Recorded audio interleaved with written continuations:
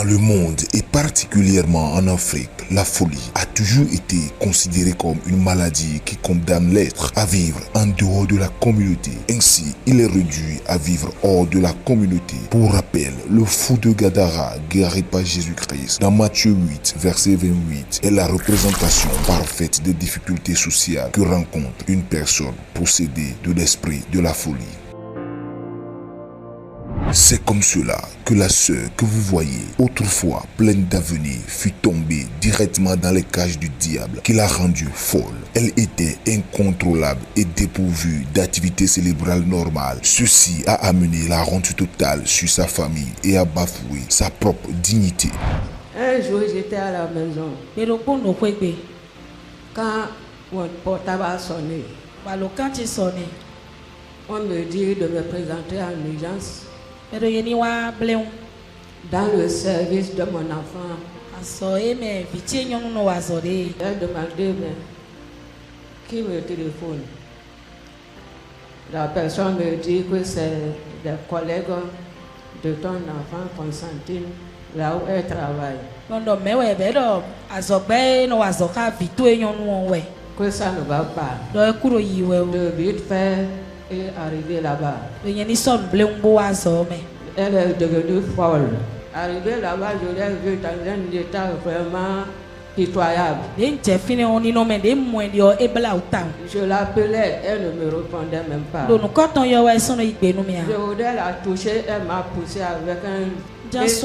C'est bien que son collègue disait, maman, restez à l'écart, sans quoi elle risque de vous blesser. Je me suis maîtrisé. J'ai appelé son petit frère. Il est venu aussi avec ses collègues. De deuxième étage, pour l'amener en bas, ça n'a pas été facile. Elle voulait presser tout le monde en cours de chemin.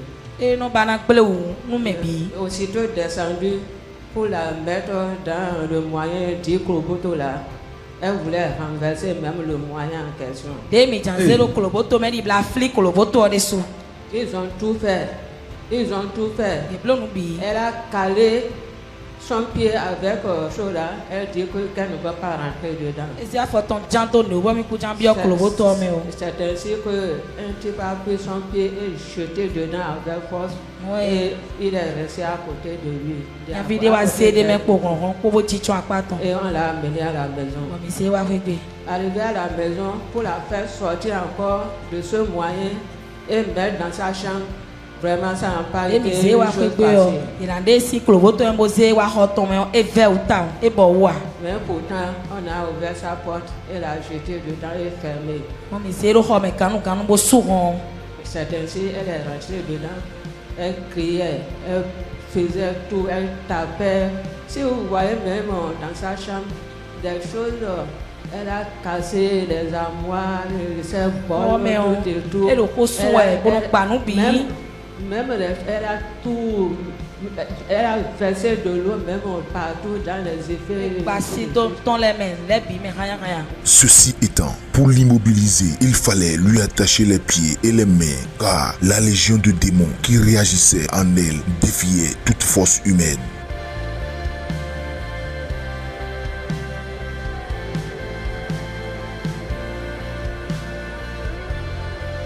Dieu, dans la plénitude de son amour et ne faisant aucune différence entre les hommes, posa son regard miséricordieux sur la jeune sœur qui, pendant longtemps, était considérée comme une jeune femme perdue et sans avenir, en la faisant rencontrer par le prophète des nations, l'oracle de l'Éternel, le prophète Ulfrid Ashoba. La résultante de cette rencontre sera soldée par sa guérison rapide qui stupéfiait le commun des mortels.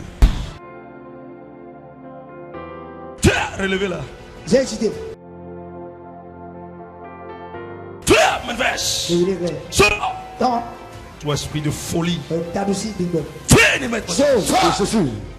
Je commande à ta mémoire de revenir à la normale. À ta guérison. In Jesus' name. C'est impressionnant. Regardez comment elle a subi une métamorphose totale après la guérison. Jésus-Christ est le roi des rois. Je bénis le Seigneur pour ce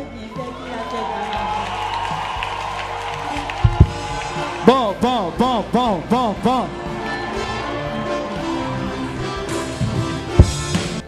que lorsque j'étais venu ici, je n'étais pas en moi-même. Mais je rends grâce à Dieu, le Seigneur m'a délivré. Et je me suis retrouvée. Je prie le Seigneur pour tous ses bienfaits dans ma vie. Je dis merci à notre papa pour tout ce qu'il a fait pour moi. Que le Seigneur le bénisse. Amen. Je vais lui donner 50 000. Merci, Daddy. Yes. Prends. À partir d'aujourd'hui, l'argent va entrer dans tes mains. Tu n'auras plus de soucis dans ta vie. Et tu ne verras plus ça. J'ai fermé la porte. In Jesus' name. Thank you. C'est fini. En Jésus-Christ, nous avons la vie, et à Oridjidji, le prophète Wilfrid Asoba ne cesse d'arracher les captifs des mains du diable par la puissance du Saint-Esprit. L'original, c'est Jésus. L'original, c'est Jésus.